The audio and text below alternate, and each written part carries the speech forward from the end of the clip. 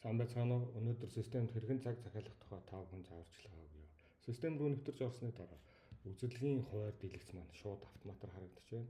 Та тухайн үзэсгэлэнгийн хуваар дэлгэцэн дээрээс хэдэн сарын хэдний өдөр ямар цаг захиалах гэж байгаагаа сонгоно. Жишээ нь бидний хувьд 10 сарын 16-ны пүрэв гарагт 10 дугаар хорооллын маань салбар дээр 10 цагаас шөрөн цэцэг эмчдээр маань хүн цаг захиалах боломжтой байна уу гэвэл бид нар тухайн харгалзах өдрийн харгалзах цагийг хараад хэрвээ шөрөн цэцэг эмч маань хоосон байх юм бол тухайн тохиолдолд энэ харгалзахнуудын дээр нэг удаа клик хийн.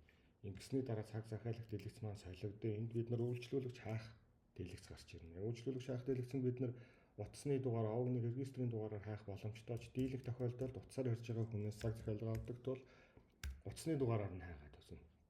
Утасны дугаараар тухайн хүн маань манад байх юм бол тухайн хүнээ сонгож аваад захиалгын хонш хэсэг дээрээс энэ хүн ямар үйлчлэгээ авах гэж байгааг асуугаад хэрвээ энэ үйлчлэгээ маань тухайн хоншин дотор байж ах юм бол цаг захиалгаа сонголтоо хийгээд үүсгэх боломжтой. За ингээд бидний хувьд 10 сарын 16-ны өдөр шөрөн цэцэг эмчдээр маань 10 цагаас сайн баяр гэдэг нэртэй хүний цаг захиалгаа хийлээ. За тэгвэл одоо бид манад бүртгэлгүй үйлчлүүлэгчдэр яаж цаг захиалахыг тухай үзье. За 11 цагаас төвшинхүү эмчдэр бид нэг үйлчлүүлэгч цаг захиалах хэрэгтэй боллоо гэж үзье. Тэгвэл бид энд утасны дугаарыг нь хийнэ. Утасны дугаараа нь мэдээж хайж үзээд ийм нэртэй үйлчлүүлэгч хэрвээ манад байхгүй байх юм бол энд та харагдаж байгаа нэмэх тэмдэг дээр дарснаар бид нар утасны дугаар маань өөрөө шууд энд бичигдэд гараад ирнэ. Одоо зөвхөн үйлчлүүлэгчийнхаа нэрийг асуугаад